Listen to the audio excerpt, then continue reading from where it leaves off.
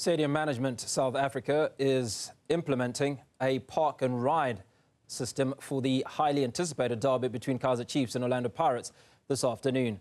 The hope is this will address the long-standing issue of traffic congestion experienced during these big matches. The decision follows the tremendous success of the park and ride option at the recent Chris Brown concert, where nearly 20,000 patrons used the service on each concert day. Our reporter Khotso Sello is live at the FNB Stadium to give us some up-to-date impressions. Khotso, good to speak to you. Any troubles getting to the venue? Not at all, Hugo, but the thing is, I'm not even quite sure whether it's because we were nice and early or it's because of the new park and ride facility. But somebody who can speak on that point is the CEO of Stadium Management South Africa, and that is Bertie Grobler. Bertie, you've introduced something that's never heard of in terms of a Soweto derby, bringing in a park and ride. Has the system worked as efficiently as it did for the Chris Brown concert? Not nearly as efficiently, but give us 2 more derbies and it will outgrow the efficiency and the numbers of Chris Brown. We made a decision that it's the year of the innovations for the derbies. Stop making excuses, stop complaining on the late arrivals. Let's give the people something to enjoy before they enter the bowl and see the action on the field.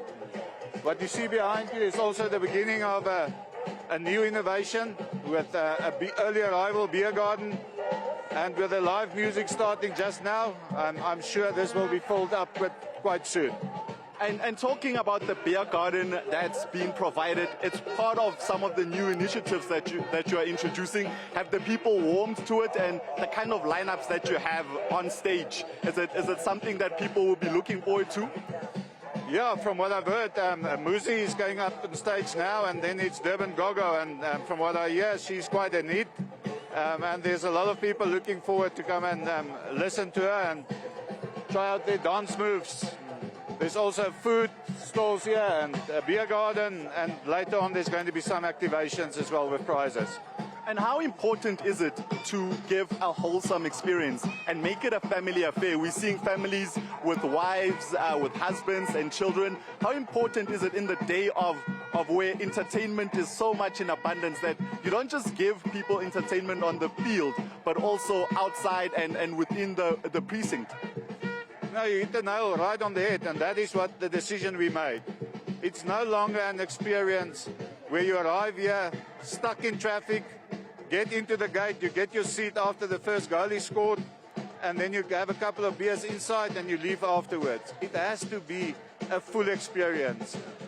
The fan experience at football has to be enhanced, and as Stadium Management, we committed to that. Bertie, when we arrived, you were walking around in the stadium, and your day started at 6 o'clock this morning. And you are not just stuck here at the beer tent. Where else are you? What else are we doing? Come walk a bit. Yeah, I've got a very efficient team that manages this, but it's just my personality just to see that everything is okay.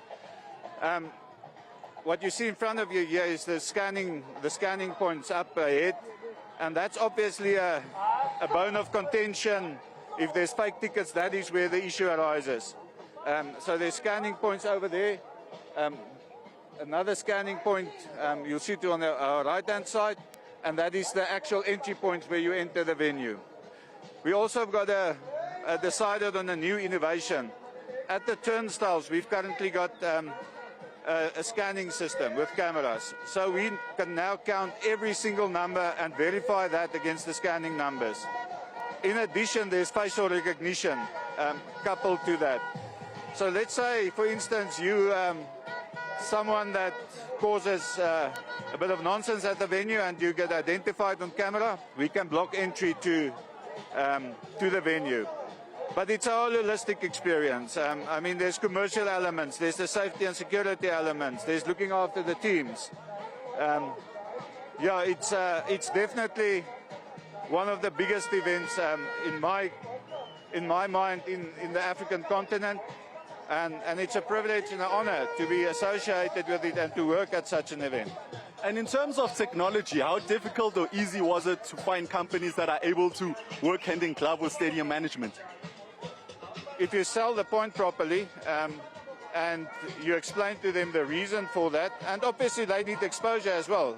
They're in the business to make money, not to do donations. But we're very privileged. You'll see Telkom has also joined us as the connectivity partner. And hopefully we're testing it today as well. Some connectivity with the safety and security and with some fans in areas. And by the next derby, the lower tiers will be fully functional and fully connected.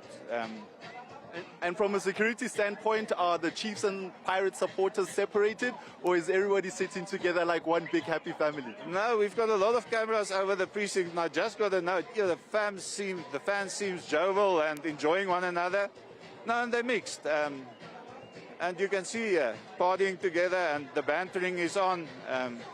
We'll see the bragging rights after the game. Bertie Grobola just giving us the latest in terms of safety and security, and also some of the new innovations that have been brought to for a full fan experience. Back to you in studio.